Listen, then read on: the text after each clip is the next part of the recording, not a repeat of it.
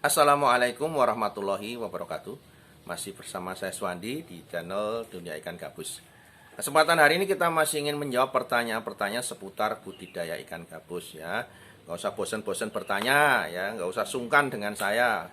Ya mau tanya-tanya saja ya. Yang mungkin yang kalau belum terjawab slow respon mohon maaf ya, pasti semuanya nanti akan saya jawab.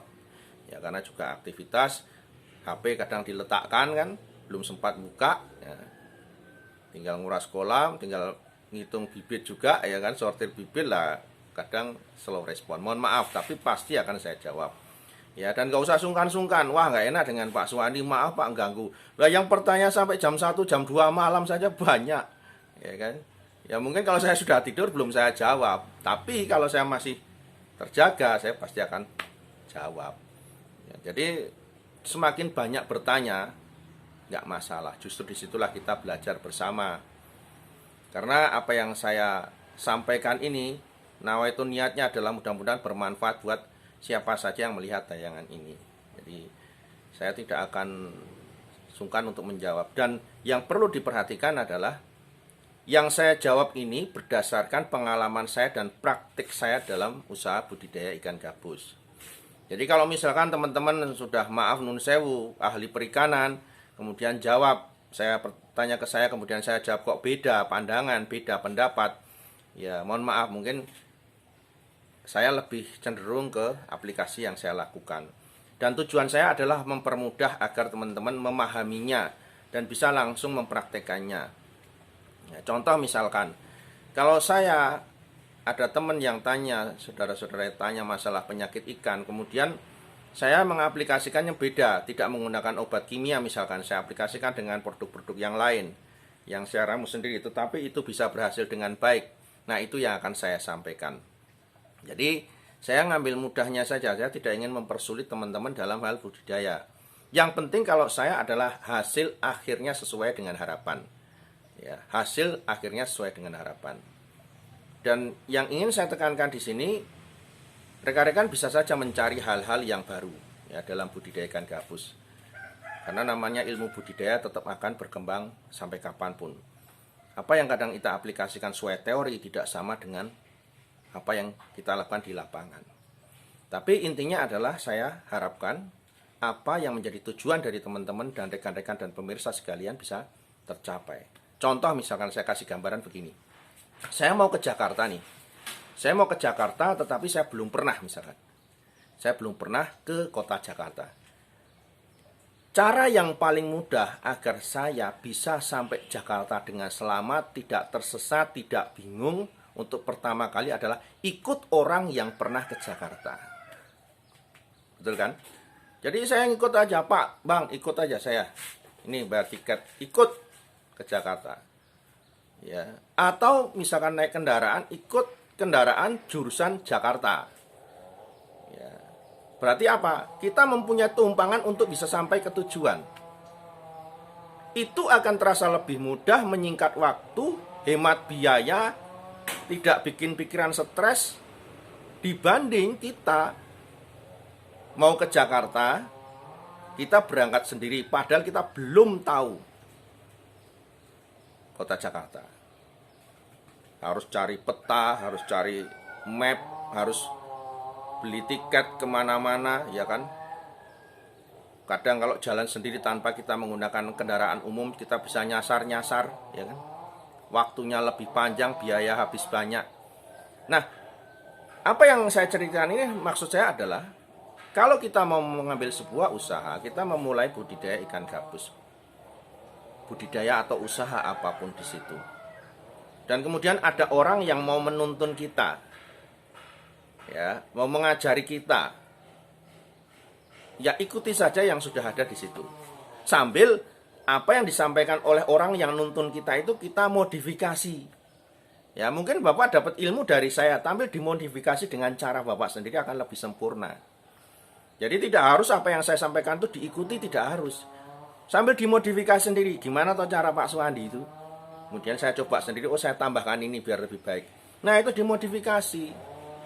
Jadi diamati, ditiru, dimodifikasi. Nah ini ilmunya Pak Tung di semua ringin. Jadi akan berkembang, ilmu itu akan bertambah. Copy paste boleh, tetapi kalau memang itu belum cocok, bisa dikembangkan sendiri ya. Oke, yang mudah-mudahan tetap sukses ya. Yuk, langsung menjawab pertanyaan, nanti tidak malah panjang. Kalau ngomong begini nanti bisa berjam-jam nggak selesai ya. Pertanyaan berikutnya dari Bapak Ahmad Najib yang ada di Blora ini. Pertanyaan masalah, apakah Pak Suwandi pernah melakukan penyembuhan ikan dengan menggunakan uji lab dulu sebelum diobati? Jadi saya pernah mengobatkan ikan ya, itu dengan uji lab. Jadi ikan yang sakit itu saya dulu pernah menguji ikan ya, ikan yang sehat, ikan yang sudah mati, kemudian ikan yang sekarat, air atau media untuk budidaya ikannya yang sudah ada di kolam, sumber air untuk sumber budidaya ikannya. Saya pernah melakukan lab seperti itu pada saat ikan saya pernah sakit.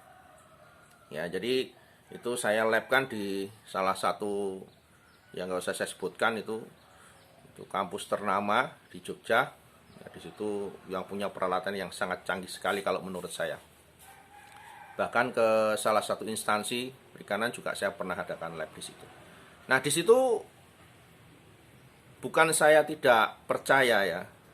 Jadi sudah saya bayar mahal-mahal tetapi hasilnya tidak maksimal. Sekarang satu item itu 100.000. Ikannya 100.000. Medianya ya airnya 100.000. Jadi 7 item itu 700.000 saya harus membayar untuk mengobatkan, periksakan ikan yang sakit itu. Nah, hasil akhir yang saya dapatkan adalah salah satu produk referensi untuk penyembuhan ikan itu hanya bisa beli di apotek. Tidak dibelikan oleh mereka atau tidak diberikan, dan saya tidak bisa membeli di mereka. Nah, di situ saya habis banyak, tetapi produk yang saya dapatkan untuk mengobati ikan itu tidak mendapatkan hasil yang maksimal. 2 kali saya pernah mengadakan lab seperti itu. Akhirnya apa? Ikan tidak sembuh, habis keluar biaya banyak, tetapi hasil tidak maksimal. Karena produknya sangat tidak meyakinkan, karena produk obat yang dikeluarkan oleh apotek itu hanya sekitar 2.500 per wadahnya itu.